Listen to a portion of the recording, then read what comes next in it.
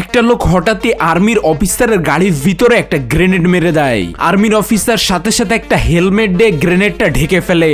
ড্রাইভারও এখানে ড্রাইভিং ছেড়ে এখানে হেলমেটটা চেপে ধরে। এই সুযোগে এখানে আর্মির অফিসার বাইরে বেরিয়ে যায়। গ্রেনেডটা এখানে ফাটে, ড্রাইভার অনেক বেশি ঘায়েল হয়, তারপরেও সে মারা যায় না। বাইরে এসেও সে তার অফিসারের জীবনটা বাঁচানোর চেষ্টা করে। হামলাকারী যখন দেখে যে অফিসার এখানে বেঁচে গেছে, সে তাকে গুলি করতে থাকে। অফিসার এখানে পালানোর চেষ্টা করে, সেই সময় তার ড্রাইভারও একটা গুলি নিয়ে এসে এখানে হামলাকারীর উপরেই গুলি করে দেয়। আর তারপর একটা হাতকড়া বের করে সেটা দিয়ে তার নিজের হাতের সাথে আটকে দেয় তাকে, যাতে সে অফিসারের পিছন পিছন তাড়াতাড়ি না যেতে পারে। অফিসার দৌড়াতে দৌড়াতে দেখে যে তার সামনে একটা গাড়ি চলে এসেছে। সে কিছু না ভেবে গাড়ির ভিতরে উঠে পড়ে।